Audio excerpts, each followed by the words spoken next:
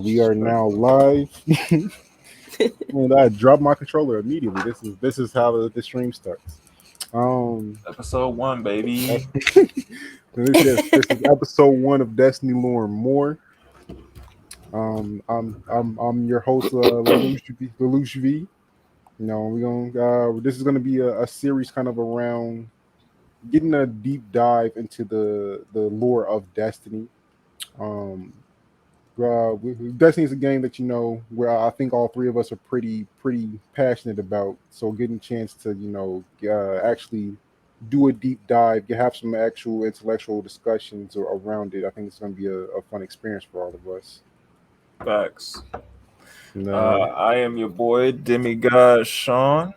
Um, Lore aficionado, Destiny player, you know. Try to be a conqueror and raid master, trying to get all these seals. But yeah, it's gonna be a fun time. And I am your lovely host, Lady Gunner. I've been playing Destiny since, D1. I don't know if we got any D1 vets out there, but Hey, Destiny is a lovely game. yeah. So the side story. So D1 actually came out on my birthday in 2014. So it came out Nice. September 8th. 2014. Oh, sorry, it came out September 9th. My birthday is September 8th, but I just counted it nice. because Yeah. I went to the midnight release for it at GameStop back when that was still like a thing. So I was there for my Right. birthday. Nice. How was that experience? Honestly, I really enjoyed it. I I met so many people that I just didn't expect would be playing Destiny there because it was a line of people, back in Chicago. I guess I should add in that part. I am from Chicago, um, and just people that like I knew in my area, but like I would just never picture you touching a game like Destiny. Right. So it was really cool knowing that there are a lot of secret nerds out there, and Facts. yeah, I got you, I got you, I got you. Got smoted in the corner. You wanted to do legendary. That's Yeah, all you I'm did. saying. I completed on my Golly. Titan. I'm going to complete it on my Warlock. Yeah, but what about you guys? Yeah. How did you guys start Destiny? Man. I can't talk Cool. about it. I mean, I can. I started Destiny because of my ex. Like, I went back and Oh, looked at okay. my Destiny memories. He's still on there, but he was like, my name is Lady Gunner. I was playing GTA and Call of Duty. Like, I'm taking heads, taking names, but he was like, you should go play Destiny. I was like, I don't want to play that weird game. Like, what is this? This looks weird. It's for nerds. Blah blah blah blah. Get the game. Start playing with him. Go into Crucible. I was like, I like it here. Start playing a little bit more. And I was like, you know what? This game, even though it's got all these weird powers, it's not so bad. Like, but Fuck yeah, with then it, I started, huh? I started making friends, made clanmates. Like, it's a real good game. What about you, I'm Sean? mad he's in my memories. Yeah. Like, you can go down. Like, I think Destiny. Yeah, y'all ever looked at the little memory tab? Yeah. Yeah, Yeah. like See he helped me what events you Paul did and with other Rhoda. Guardians and Yeah. stuff. Yeah. I got my one friend on here. He passed away though, but I got like 2 memories on here R.I.P. with him. Yeah, but my ex is on like 4 of them. I was like, this is a shit. This sucks. Hmm.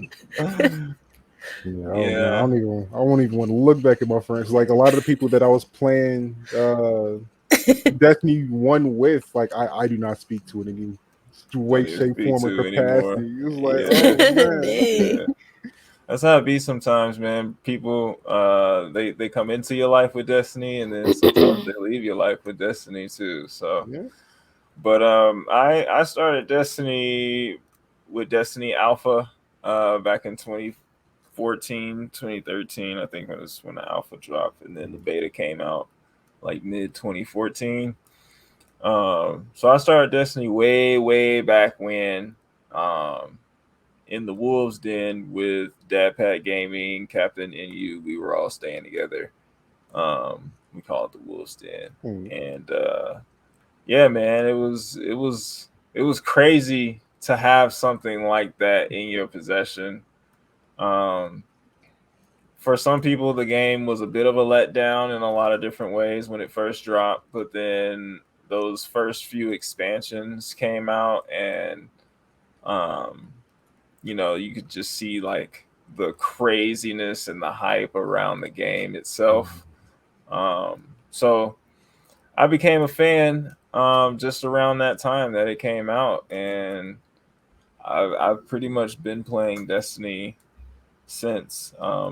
I'm an avid Call of Duty player, but Destiny has taken up majority of my time.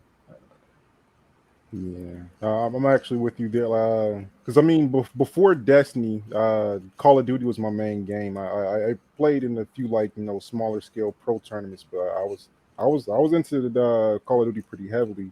But once Yeah. this came out, it completely took over my shooter urge. Yeah. It just scratches that itch for you a little bit better, I feel. Yeah, because I mean, I've always been a big advocate for customization in games, and there's not Right. a whole lot you can't customize in Destiny as opposed to Call of Duty, where you just Exactly. you pick your loadout, but after that, that's about it. Exactly. Yeah. And the transmog and everything that they have set up for us now is just really great. Yes, I So love it. I love it. can't deny that at all. But so yeah, man, we wanted to talk just a little bit about kind of the beginnings of Destiny, and just use this as a kind of introductory to, if you're listening to this or watching this and you've never played the game, never heard of it. We kind of wanted to just introduce where we're at in the story. If you do play the game and you just haven't like caught up with it in a while, I think this kind of first episode would be for you guys. I'm trying to pick you up. You under a rock. As we get completely raped here. No, we're okay. We making it through. Nobody is permanent. We haven't had to wipe yet, so we good. We good. Right. So, as far as we know, right, the story of Destiny starts off with the traveler coming to Earth. And we're going to get into that, but we're not going to get into that yet. We're actually going to go a little bit further back than that, and let's talk a little bit of like prehistory, pre-Destiny 1 information. I'll start kind of from the very, very beginning of things. And where we're at now, and just catch you guys up to speed. So with the release of Destiny 2 Witch Queen, we find out that Savathun has taken the light, and that she has access to guardian powers, basically solar, arc, void. All of that is available to her and her brood. And during this story that we're playing, she comes to a realization that things are not quite as she has been led to believe about her existence and the existence of her people. The Hive, before they were the Hive, were called the Krill.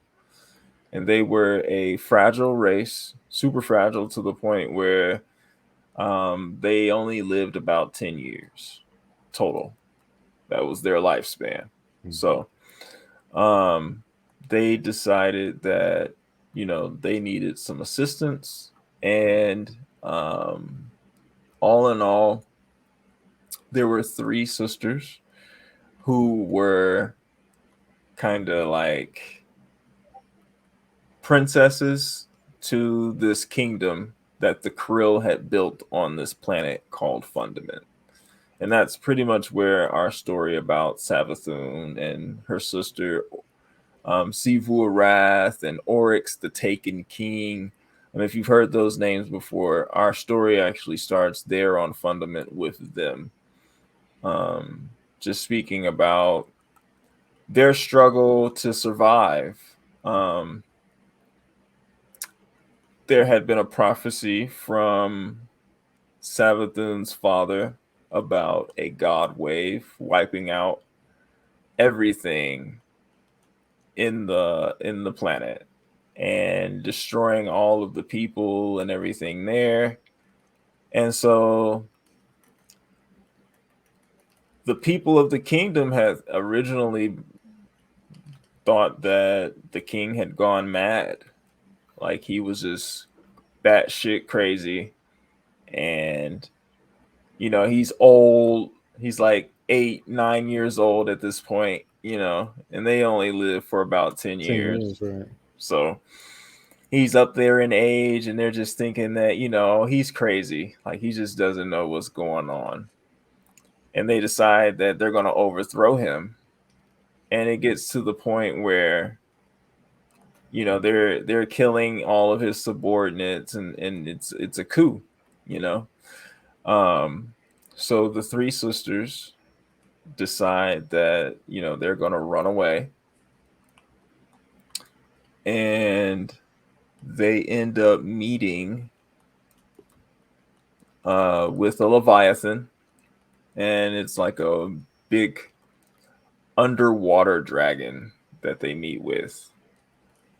And it's just to the point where the dragon is trying to tell them to turn back, go back to the surface. You don't need to be here. But yet and still they press on down to the depths of Fundament into the ocean, and they meet these worms. And the worms proclaim themselves as gods and grant them power. And for years, literal eons, these three sisters terrorize their galaxy, destroying whole populations of planets. Like, it's nothing at all. Transforming. Yeah, straight up Frieza energy. Transforming their broods into something beyond what the Krill were, and infusing their bodies and their minds and their entire teachings with darkness. And the main teaching was the sword logic. If you don't know what the sword logic is, it is basically a religion that in a lot of ways states, you're not the strongest in the universe until you have destroyed or subjected everything in the universe. And therefore you should always crave power. Big Sith Star Wars energy. Oh yeah. I would say. Death Star. And using the sword logic, not only can you gain power for yourself, but potentially use another power that you've defeated. You know what I mean? And that's the way that we've turned a lot of our god enemies into weapons, because of the sword logic and the bomb logic, which is what the Traveler uses. The logic of pistols and bombs and abilities and things of that nature is considered bomb logic, whereas actually using a blade or some sort of melee device would be considered sword logic. Oh, sword logic, yeah. Yeah. So where we're at, in the story currently of Destiny is we've killed Savathun, one of our greatest enemies, and the Queen of the Hive, right? She's one of the three original sisters who went down into the bottom of Fundament and met with these worms to gain power. She's been alive for eons, right? And we have killed her. We have destroyed her. In this story mission, however, we're learning, and she's learning how All of that was a she lie. got to life. Yeah, how her life is essentially a complete facade. Um, how everything that she thought was the truth has been a lie to her this entire time. And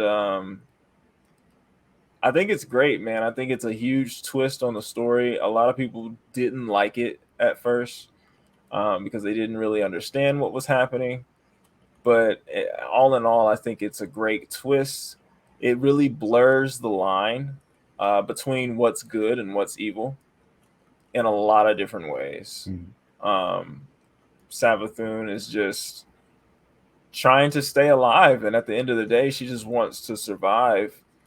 Unfortunately, the power that was granted to her and her sisters came with a cost of consistently being their core selves and basically working directly off of their root chakra instead of elevating.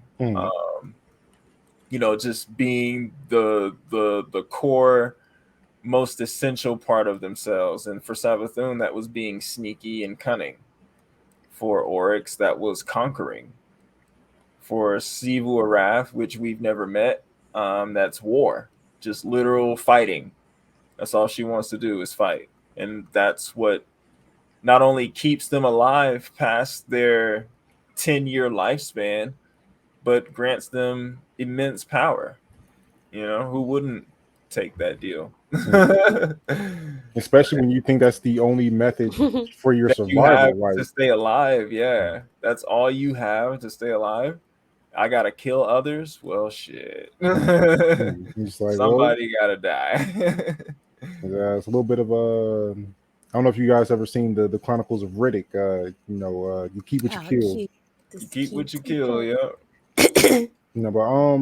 But going to talk about this lore overall, like for this season, I really feel like this is their most intuitive bit of lore that they've incorporated into the game directly. Like being able to see the why not only just see why we have to kill the next big thing, but actually seeing why some of our enemies behave the way that they do, seeing them actually like have their own motivations other than just wanting to kill us it was a beautifully crafted thing this season. You actually get to see Savathun as an actual character and not just another another bad villain, guy, right? Yeah, just another bad guy, but actually have decent motives in the world and in the verse, to where you're like kind of thinking about it like, damn, okay, maybe I would have done something like this my damn self had it been me with my whole existence on the line. So yeah, I do love how they've kind of reincorporated a lot of old lore into current gameplay and kind of really tying up a lot of loose ends that they've had throughout the verse, with different writers coming and going, and having those separate IPs between Destiny 1 and Destiny 2. A lot of things I feel like got lost in the translation, and so these last few seasons honestly have been kind of bringing stuff complete circle, and just making it so that the whole story is told instead of just pieces. Right. Yeah, I definitely agree with you because I mean, we're not covering this yet, but like just finally getting to see more backstory behind things with Ikora with this Witch Queen season, and then actually finding out that Zavala has an entire family in this haunted season. I mean, they've definitely been doing a great job with just letting us know that this is a world and not just like a game.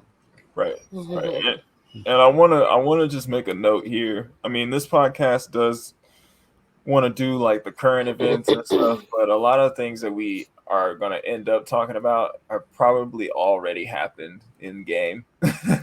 So I mean, if you haven't played Destiny 2, that's totally fine. You might end up getting some spoilers if you do end up listening to us and then going and playing, but just want to like just make that note that we are talking about current events and stuff like that, but also a lot of that ties into the older events that have already been either played or already been talked about, that type of stuff. So just making that note for you guys as the audience. Yeah, I mean, it applies in both Destiny and real life. The more you know about the history, the better you can understand where we're going forward. Facts. And where we're going right now, bro, crazy place. Yeah, I mean, crazy place. We are eventually going to have to do a full on episode about the witness and everything that she's got coming. So I'm excited for that conversation. But man. But for the greater Hive conversation, I mean, just really finding out that, and the huge spoiler warning, like, to me, obviously, but that everything that we thought about the Hive, everything they thought about themselves was a lie put on by another entity that's been essentially chasing the Traveler for eons. That is a huge thing in the Destiny lore. Like that's groundbreaking. Because I mean, about that.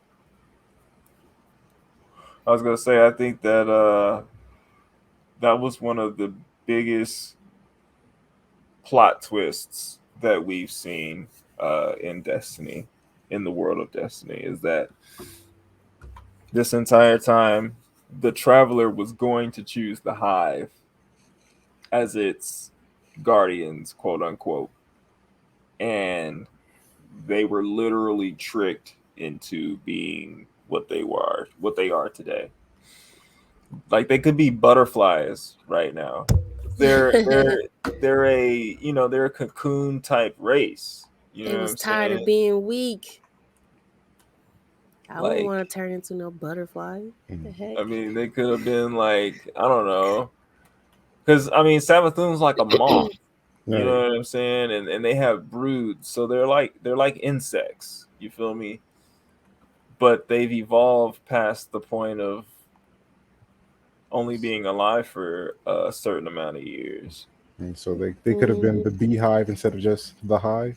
Right. And I mean, they have this contract with these worms, and the worms in turn have a contract with the darkness, basically promising things that aren't going to happen and just trying to make it so that they receive a sacrifice and an offering is the whole thing. All of this is for offerings to the darkness, and it's unbeknown. Well, it was unbeknown to Savathun.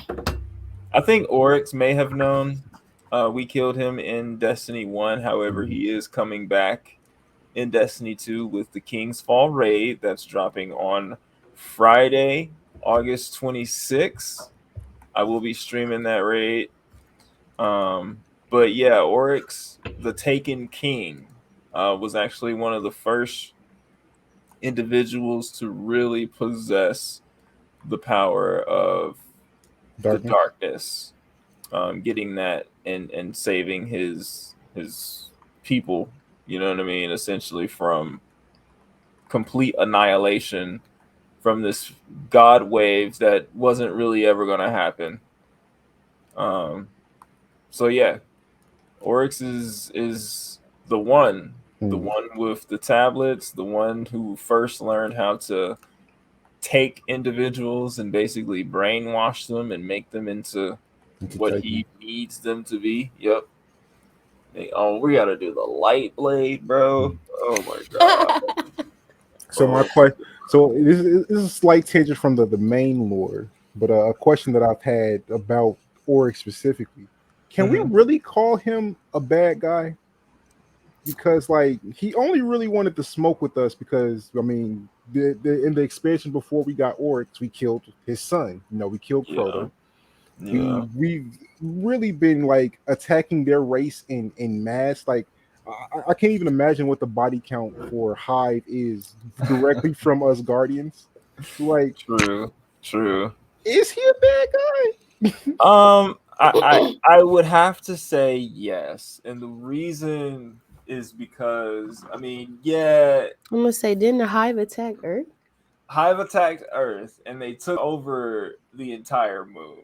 Yeah.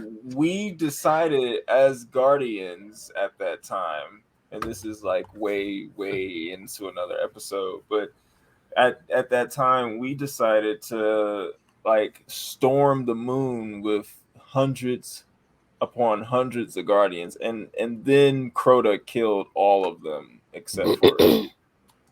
So like for that reason, when we were born 8 years ago, we are the Guardian. They only refer to us as the Guardian, because we're special in this universe. We've broken the fourth and probably the fifth wall because we actually have influence on the story as a community.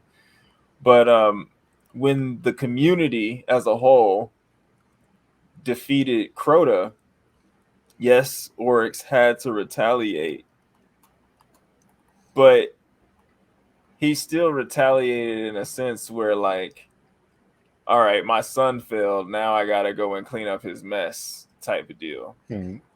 I wouldn't say that it was all about vengeance. I think it was still a lot about conquest because that's who Oryx had to continue to be in order to tame his worm. Right. And that was the contract between him and his worm for the power that he received and learning how to take and all that. So I think like 80% of it was conquest and like 20% of it was, oh, you killed my son. All right, but it's like, but knowing what we know, knowing how that they were fooled into having to use those worms in the first place, like, can we fool you on say it's like, oh yeah, this is a person that was always going to be a bad guy if he had not been influenced by the. Well, say of course not. That don't mean everybody bad guy at that point, but at the same time, you trying to kill me. I'm not finna just lay down and be like, all right, well, you won't finna be a bad guy. I'm just gonna let you kill me. Just gonna let you commit genocide, you know. It's all right. Yeah, we gotta get you out of here, brother. Got to get you out of here. Poison damage, OP. No, I mean, no, I mean, obviously, I know that. I mean, Eric's had to go, like, full on. Like, that's not a question where, like, like, this he could turn himself around. It might be, smiling, happy, but just with knowing what everything that they've put in place with this particular lore, it has me looking at the Hive in a different light. Like, just saying, like, yeah. Especially what they really could have been. The end of Savathun when we beat her and she talks to the Traveler. Yeah. When we figure out how she gets the light and the conversation that she actually has in order to receive that blessing, remember it has to be given. It can't be taken. Whereas the darkness only allows you to take what is needed. So it's a whole different like ideology, and she was able to crack it and have the Traveler willingly give her light, whereas from the Red War, Gaul tried to take it and he got burnt up. Singed him for real. So I think that she was cunning enough to eventually figure it out, I think. And I don't know. The lines have really been blurred between light and dark. And yeah, go ahead. I was just gonna say I rather use both than neither. And I think the Witness is trying to make it so that neither exists. Really? Yeah. I think that's the Witness's goal. Damn it, I died. I think the Witness's goal is to make it so that neither the light nor the darkness exists. There is only one shape. There's only one subclass. And yeah, I think that's his goal, low-key. Because some of the lore has pointed to him wanting to rid the world of light and darkness, rid the entire universe of light and darkness, and just have one shape for the entire universe. I don't know why that's his goal. What the hell?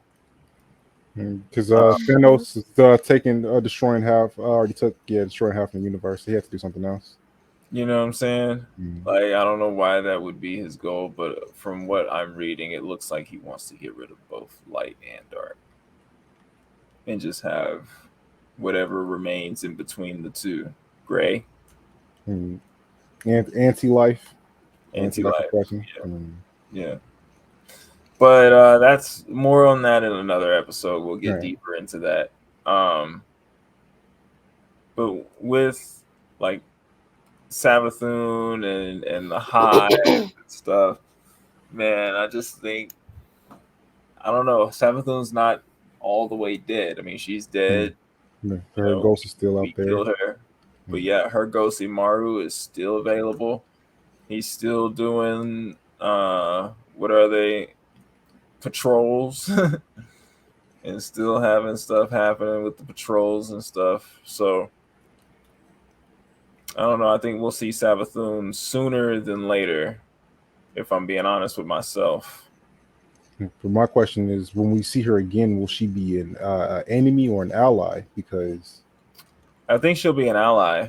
I think that because we still have a few other enemies out there, and because Savathun has the light and she's trying to get rid of her worm, which she did, I think she's at the point now where she wants to rid herself of the darkness completely. And in order to do that, we're going to have to stop the witness. Whatever the witness is. We still don't know exactly what he is, where he came from. None of that. Huge mystery right now, but I'm sure we'll be figuring that out once we defeat Sivur Wrath, which I think is going to be probably the next raid boss. Oh, the next new raid boss? Yeah, I think she'll be the next new raid boss. And then after Sivur Wrath, when the final shape comes, then we'll be fighting the real Callus and the Witness. Because the Callus is supposed to be the last one before the destruction of all life in the universe. He is the Herald of Darkness. He made that contract with the Witness. Now that actually I didn't know. Yeah, it's in the season. We'll get into it eventually. But yeah. Savathun wants no part of any of this. She just wants to eventually get rid of her worm, which she accomplished. But now she's dead. I think we're going to need her power in the coming war against the Witness. I think he's going to present a problem to us that only she would be able to be cunning enough to help us solve. Well, it'd just be a thing where, like,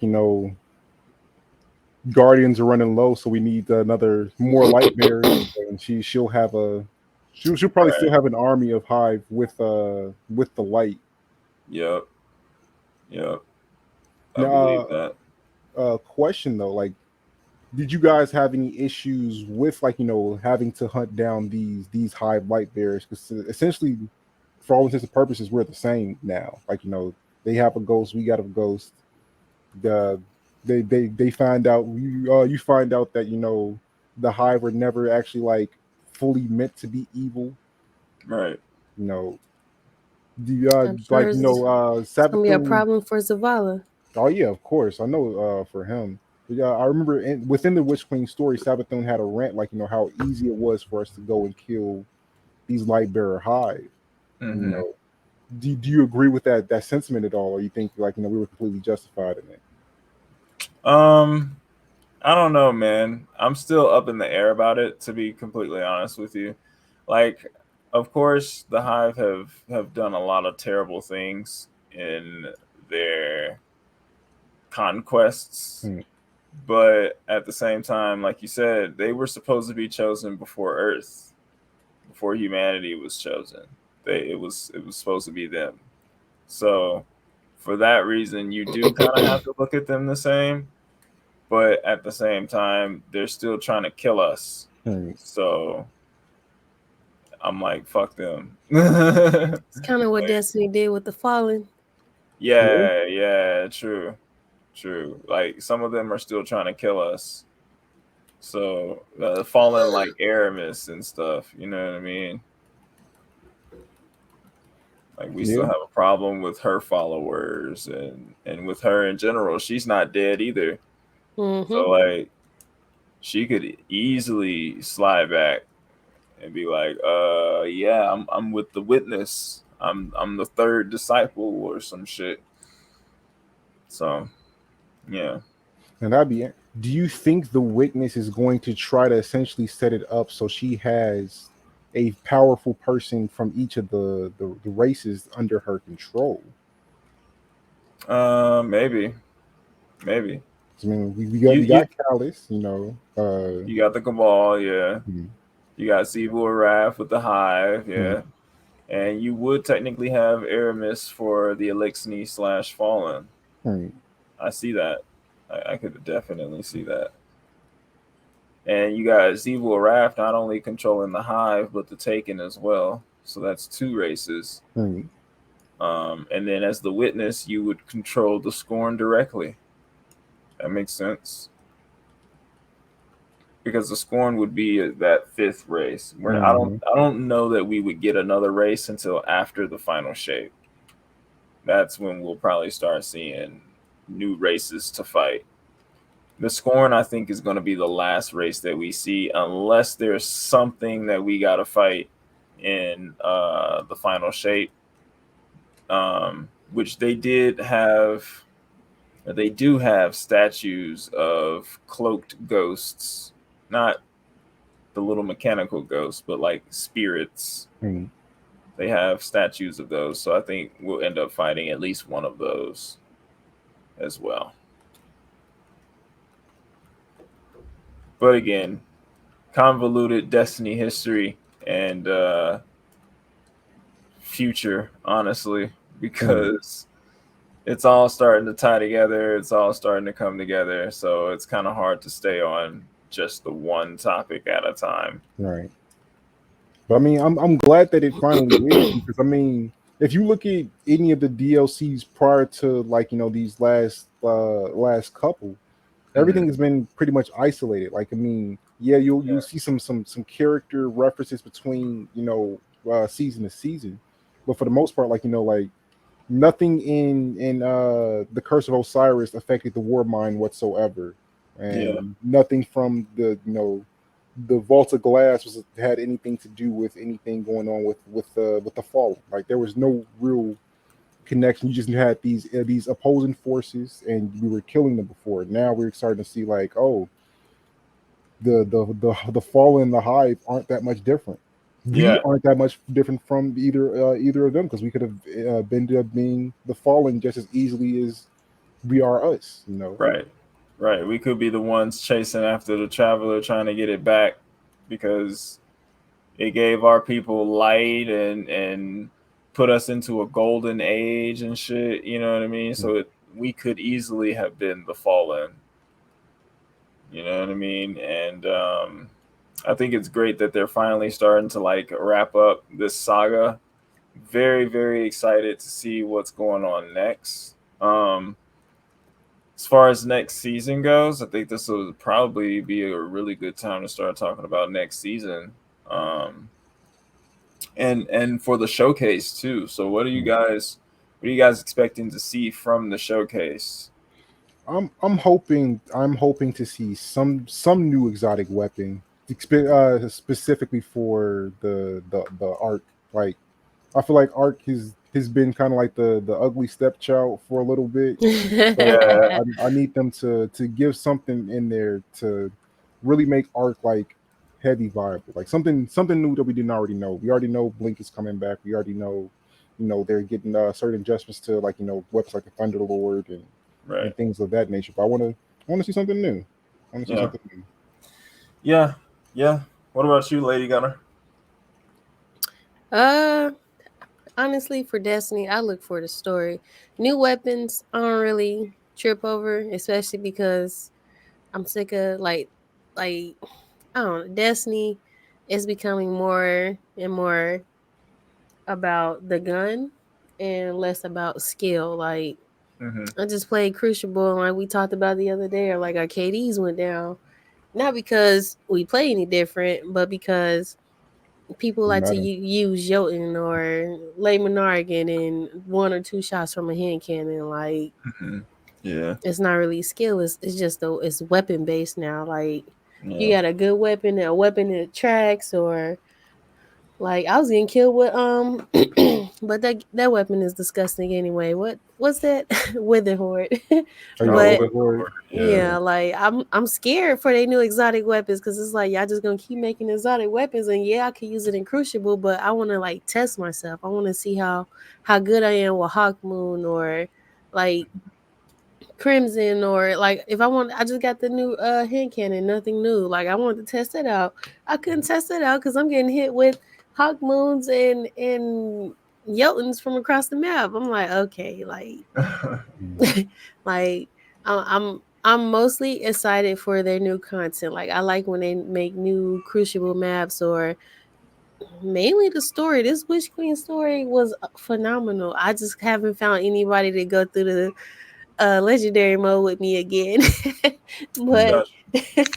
this Witch Queen story was fun. This was the best story years later. This is Yeah, this is like the top story for me, especially the end when she's coughing and this is this how it ends, traveler. Like we just wanted your light or something like that. And I'm like, oh my god, Sabathun, not me having feels for you and you the bad guy. Like right. I got feels for bad guys. That never happens. That happens. It has to be something traumatic for it to Sim- happen. Because she been out here killing people. She done took us killed. She the reason why Cyrus lost his ghost. Like yeah, she Sagira's kills dead. Segura. Yeah. Yeah, Like at the end of the day, I should be mad at you. Like I just did a mission underground with Sagira's and Sagira's dead. Like, yeah. but the fact that I got feels for you, like oh my Mm. gosh. So You I I'm mean, simp. really excited for this story. Yeah, I done turned into a whole simp. You simp. I simp for Sabathun. I mean, but that's something that they've been really trying to push in general with their content. Because I mean, like Cade was obviously like one of the fan favorites in Yeah, Oh, Destiny I was 1 and kind of so coming into mad. Destiny 2. And now Crow is like one of the integral parts of the Vanguard somehow. Like I Not for me. that's I go not to that my man. I hunter. close I close Mhm. my eyes and buy what I need to buy and leave. That's You know, my me. guardian. That's me. It's me, He but he shouldn't have did what he did. Then they gonna he magically paid make him for lose it. his memory. Ah, He nah, he nah. paying for it. So I mean, you know. I mean, It's and it's not not even about it. magical. I mean, that's just the how it goes for Guardians. When you become a Guardian, you lose your memories of before. Yep. Nah, y'all gonna And kill Kate, bring The back light Saint takes your 14. memories but gives you power. hmm. I'm sick.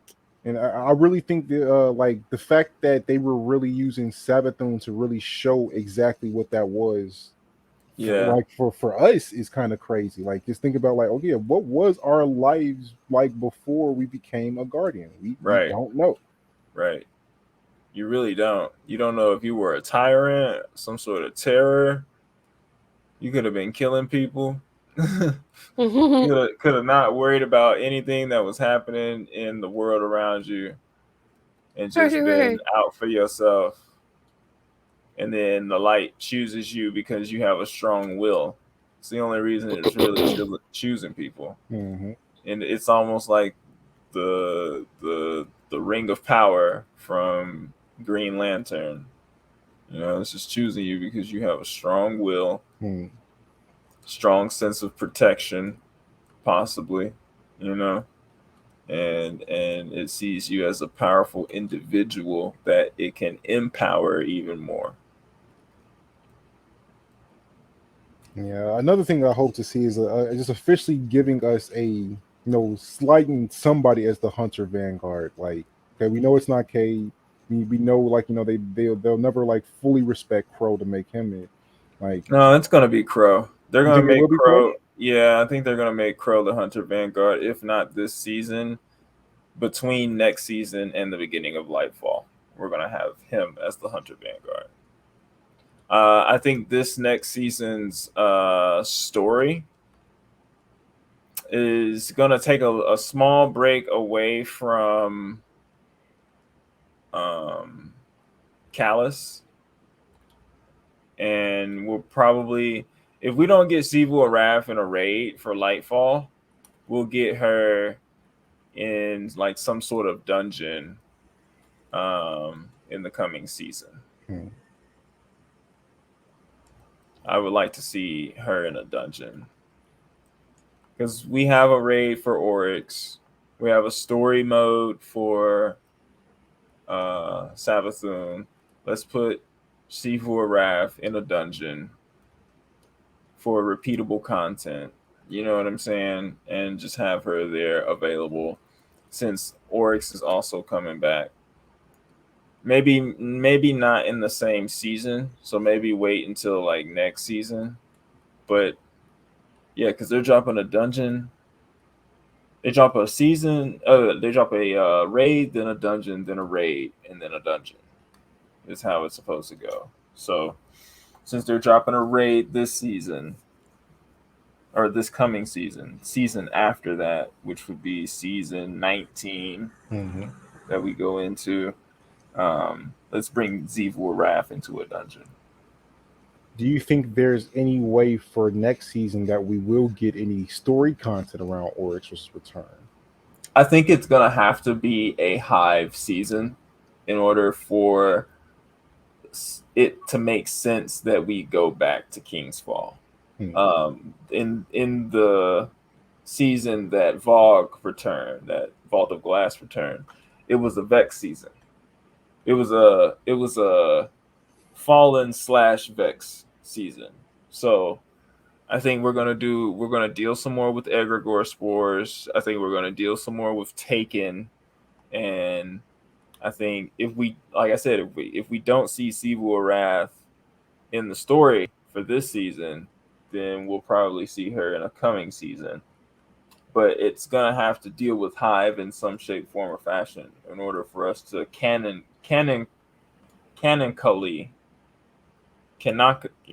whatever. Yeah, within canon. Yeah, within canon for us to go back to the King's Fall raid. It's gonna have to make sense. So I think this upcoming season is gonna be a Hive season, and maybe we end up dealing something with Sabathun. Maybe we get like an update on her autopsy and stuff like that, which there is lore for that.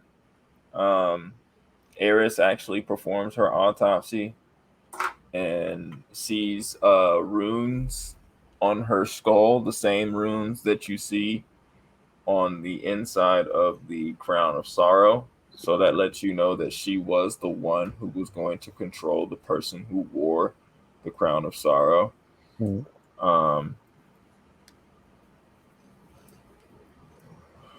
interested to see the development with Eris and what's his name, the Drifter. They have found out about egregore spores and how they can turn it into a ability for us. So yeah. So that's actually coming from them. Eris is the one that was tinkering with darkness and stuff before. She's the one that's been tinkering with it now. This man just memorized the tablets. Yeah. You know. Yeah. I mean, I don't know if I have them fully memorized, but I can get it on the first or second try with for this part. But slight tangent. but staying still within Hive. Do you guys have a favorite or least favorite enemy to see in the Hive? Because I have a couple. I hate the scoring. You mean like in the hive ranks or other than the hive? Within the Hive ranks. Because Oh, in the Oh, ranks. I despise shriekers. I feel like those things should not exist. I don't understand what their purpose is. I I mean the I get exploding it. hive. Yeah, the exploding thralls. Yeah. Yeah, I don't like the exploding thrall, and I don't like I like cool the light blade. He used to be the dark blade for Hmm. those allure aficionados in Destiny 1. That He was one of the was best strikes that they had in he was one of D1. the only persons to defeat Oryx outside of the sisters. So the sisters were basically killing each other for thousands and thousands of years, getting stronger through the sword logic. And the light blade actually got into the mix and was one of the only persons to actually defeat Oryx. And that's how he became the dark blade. But then when he defected to Savathun, he became the light blade because he has the light now. So yeah, he's one of the worst villains in Hive lore that have existed for me. His strike was terrible. I hated it. You didn't like the Dark Blade strike? I did not like the Dark That Blade was strike. scary, especially when he disappears and then you just feel your controller vibrate. I'm like, where is he? Dude, I did not No. like the Dark Blade strike. I did not like I know she's not Hive, but I do not like the corrupted strike chick. I hate her. I hate her with all my soul. I really hate Um, her from the corrupted strike. and, and then going back to D1, I always what was the name of the giant ogre that was in the basement of the moon? What is his name? Fogoth. Fogoth. Yeah, Fogoth. Oh my god, I hated that Yeah, shit. Fogoth was a Anytime that problem. was a nightmare, Yeah. or when you had to go in there to get the for the enhanced version to get the thorn. Oh yeah. Yeah. It's Man. crazy. I loved all them strikes that y'all hated. No, I mean the Nightblade when I enjoyed, especially when you were going in there to get your exotic sword, then Hmm. had to fight the three of them in there. Yeah, Yeah. bro. I actually enjoyed that. Going there to get Dark Drinker. Hmm. Yeah, I think they might bring back Dark Drinker, which I don't know why when we have Fallen Guillotine, but they might. They might bring back Dark Drinker. I would not be upset to the class of specific exotics coming back either. Like at least a few of them. Yeah, yeah. Well, we got Glaives, which I need to finish my Glaive stuff. I don't Same. have any 'Cause of the exotic ones. we need to do the exotic Glaives, bro, because next season you're gonna want an exotic Glaive for sure, for sure. I'm definitely with it. Because I mean, the glaives. That's honestly been my favorite part of the Witch Queen in general.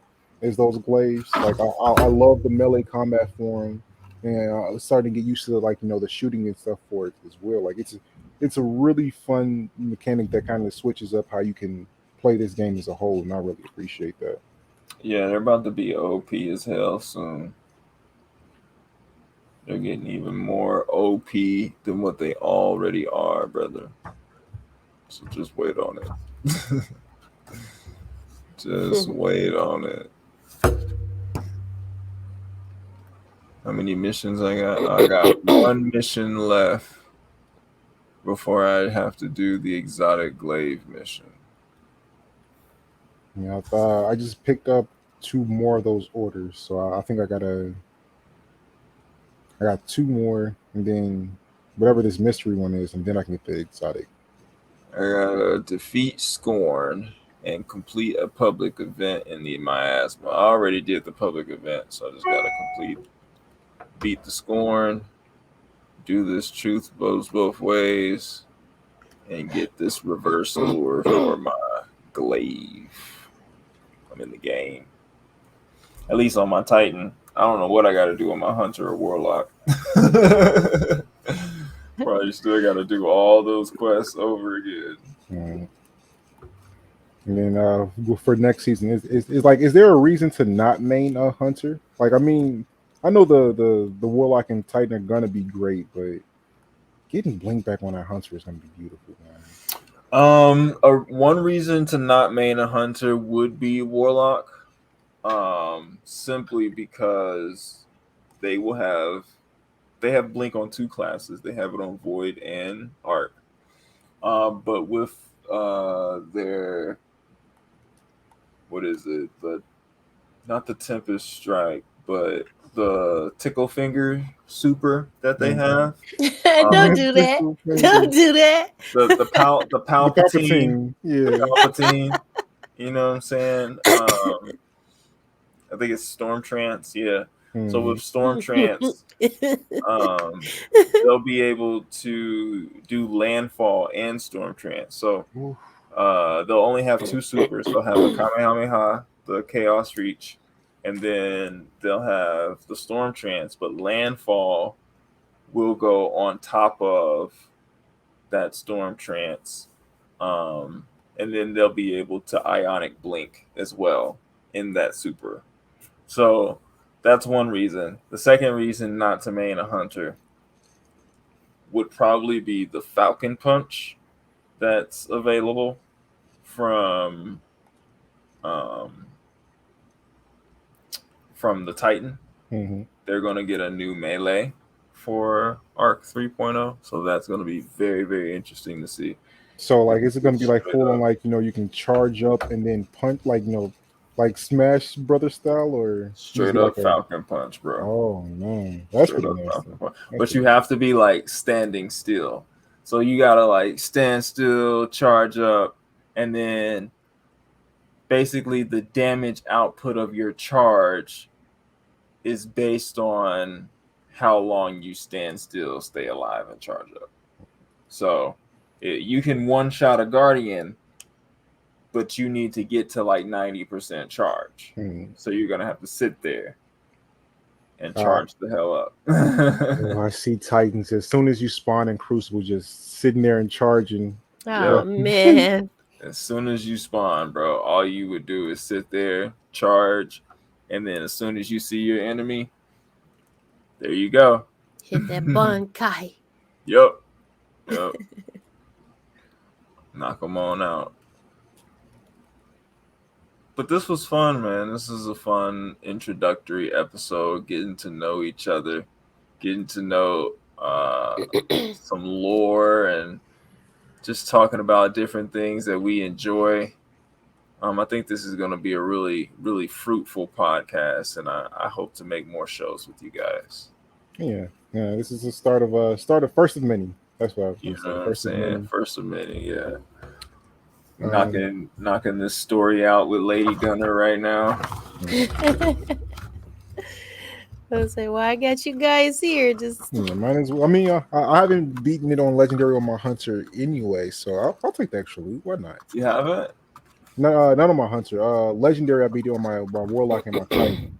My Hunter is actually my third one that I used this season. Okay. My main. Got you. Yeah, get those arms that they give you at the end for stasis. Stasis is still hard, bro. Stasis is still my favorite right now. Honestly. People sleep on it, but stasis is still they did that pretty solar 2.0. People been on solar. Yeah, solar and void, and that ain't gonna be on arc. Arc's gonna be the main thing. Especially for hunters. That's because of the mod, though. You know what I mean? Yeah. The artifact is going to focus on art.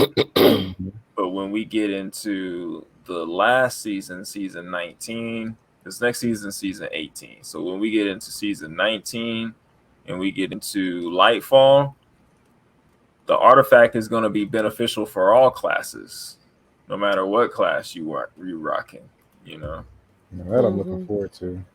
Yeah. It's gonna be some crazy mods in that thing, boy.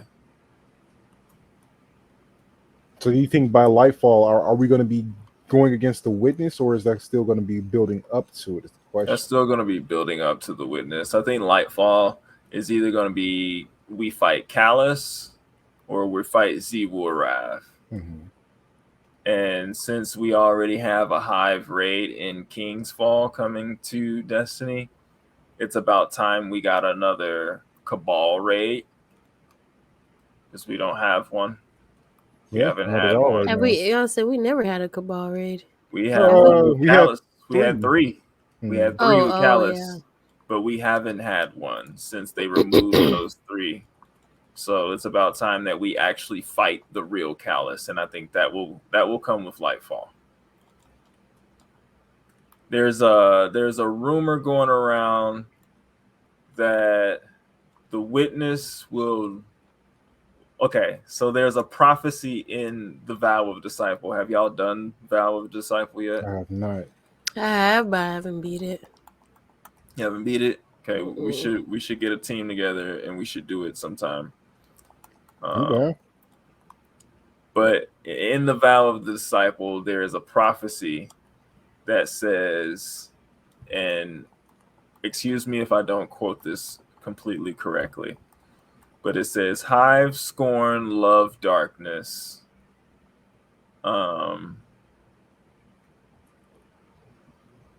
Something about the Witness stopping the Guardian. We don't know what they're stopping the Guardian from, but it says Witness stop Guardian. Witness commune with Traveler, drink the light. And then Witness kill. And that's the end. There's no other like symbol for it. So Witness kill what? Exactly. Witness kill what? And darkness stop Guardian from what? Like, are we gonna stop the Guardian? Are we gonna stop? Are they gonna stop us from protecting the Traveler, protecting the city, protecting our own lives? Like, what are they gonna stop us from? Because we can't be stopped. We're an unstoppable force. We make our own fate. We've done that time and time again against gods. other enemies. So you saying you're gonna stop the Guardians? Stop them from what? Stop them how? He's one-shotting me.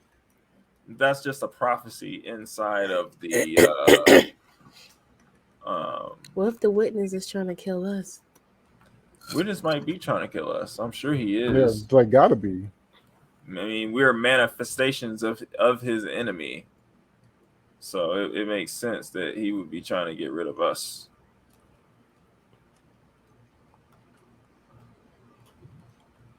And then I doubt this is coming in the next season, but something I do want to eventually get is just some type of backstory on the speaker. Like I know he got killed off immediately in the Red War, but if we're just now getting something from Zavala and more from Ikora, they can give us something on the speaker. There is actually deep lore about the speaker and his final moments that I've seen. We'll have to do a show and kind of talk about it a little bit once I find it again. But yeah, bro, the speaker and everything that like he did while being kind of like the main person of the consensus, and kind of like being the person that everybody in the tower and in the city looks up to. I think he did what he thought was right in a lot of different ways, but I don't know, it might make you look at him a little bit differently. I mean, that's one thing that Destiny 2 has definitely been making us do is have more than one perspective on these enemies. So gotta have more than one perspective on our people too, because on our heroes. Jeez, man, like hearing Zavala's backstory, I was like, whoa, okay. right? Yeah, Zavala's story was very interesting, and they're trying to make him just a little bit more, human and stuff. And I appreciate that because again, a lot of uh, a lot of stories are coming to a close, and there may not be a Vanguard when we get done fighting the Witness. There may not be an Earth. uh, Another prophecy they say has humanity traveling throughout the system, and you know when the ship stops. Oh shit, my bad. That was me. When the ship stops, um, some when the caravan stops, some ships are left behind and some stay. You know what I mean? So like humanity basically being nomadic people in the universe because Earth gets destroyed by the darkness. So there's a lot of different scenarios that can happen, and I'm very interested into seeing which ones actually come to fruition in Destiny. Same. Yeah. Bottom line, I mean, this whole show is around just how much we enjoy the the lore that they've put together, like Exactly. the world that they've built. Well, essentially, I can't even say the universe that they've built. So I mean, I cannot wait to see exactly where it goes, and I feel like now that since they ever since the full split from Activision, I feel like their story quality has gone up significantly. Yeah, So I can't wait to see where they take this next. I'm happy for them, man, because they can do what they want to do and not have to worry about anybody or anyone, you know, kind of raining on whatever plans that they have Mm, built up for their community because they know how their community is. I mean, Destiny was a hit, but Halo was a hit first, mm, and I think a lot of things that grafted people into Halo was the story and the lore behind Master Chief and behind the Covenant and all of those individuals. So yeah, Destiny, they know how to build a story, man. They definitely know how to build a story. Bungie as a whole. mm. And then I guess we will end this here, and we will be back soon with another episode. Yeah, I hope man. I hope everyone that tuning in to this enjoyed it. Yeah, I appreciate you guys showing up. Tune in to the Blerd Lines podcast. If you hear this early, make sure you tune in with us on Tuesday, the 23rd. We will be live streaming and live reacting to the Destiny 2 showcase, and then afterwards we'll be popping into the new season on my personal stream at DemiGodSean on Twitch TV. You guys shout yourselves out, man, and you know, Yeah, I am LeLeucheV. You can find me either streaming for Blurderproof Gaming or streaming for or on a podcast for Blurderproof Entertainment. I have a podcast every Sunday at 5:30 called the Then and Now Podcast. We review pretty much all nerd content this weekend. We're going to talk about tech and bloodline, so be sure to tune in for that. And you guys got a lot more content coming. Got a lot more content coming. But yeah, we got a full week ahead of us full of content. Oh my gosh. I got you. I got you. Killed by the architects. You got to get that revive, Gunner. I can't get this one, but I can be a distraction. Yeah, knock him out real quick and we can move forward.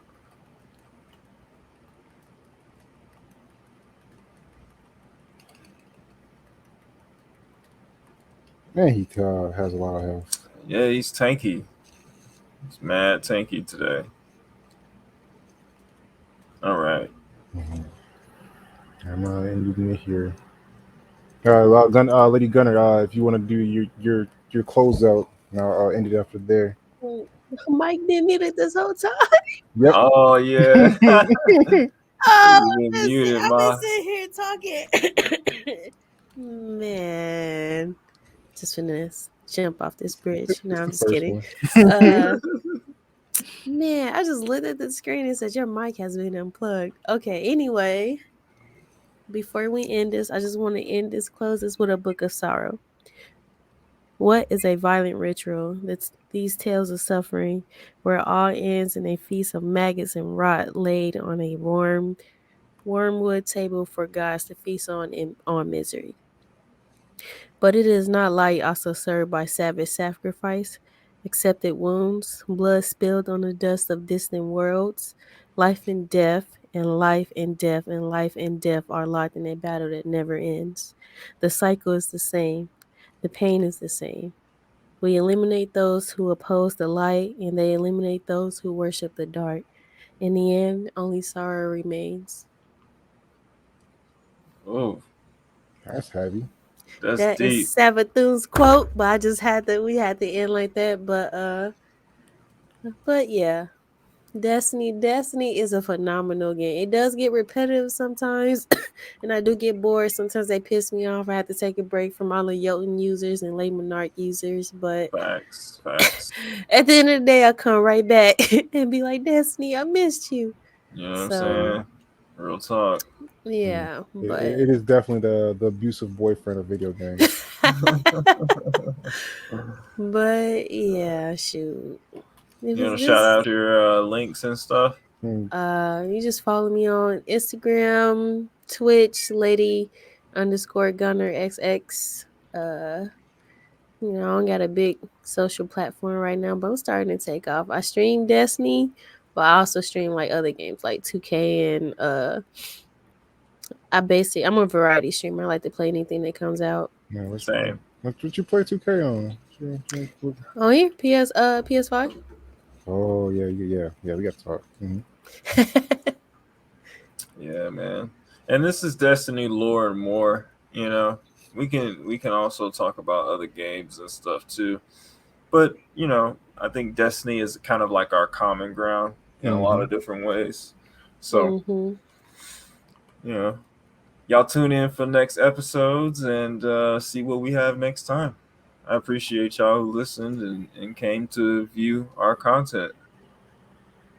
At the end of the day, you guys are more important than us. You guys got to watch it. Yeah. I appreciate you two hanging out with me too. Thank you guys for doing this and kicking it with your boy. I'm glad to be here, my friend. And you got many more shows coming. Oh yeah, absolutely. Absolutely.